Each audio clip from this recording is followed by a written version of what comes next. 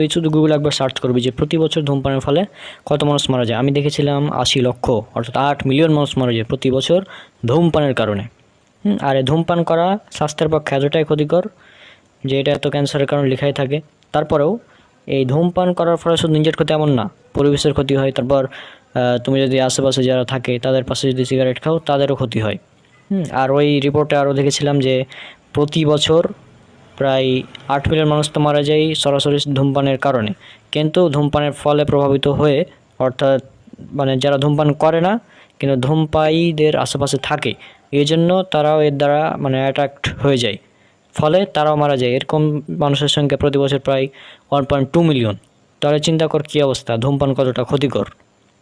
হ্যাঁ, এটা একদম স্বাস্থ্যের জন্য ক্ষতিকর, ইসলামে হারাম, মানে জাস্ট অনেক বড় একটা ক্ষতিকারক জিনিস। আর কোরআন হাদিসে তো মানে বিড়ি সিগারেটের নাম ধরে বলা থাকবে না যে এগুলো হারাম। বরং বর্তমানে নেশাদার দ্রব্যের পরিমাণই এত যে এগুলোর নাম লিখতেই অনেক বড় একটা বই হয়ে যাবে। রাসূল সাল্লাল্লাহু আলাইহি ওয়াসাল্লাম এমন একটা কথা বলেছেন যে প্রত্যেক নেশাদার দ্রব্য হারাম, এটাতেই একদম ওয়াল ওকে। তার মানে সিগারেট একদম হারাম? একদম হারাম বন্ধু। আচ্ছা বন্ধু, খাবো না। এমনিতে তো আমি নেশা করি না, মাঝে মধ্যে খাই।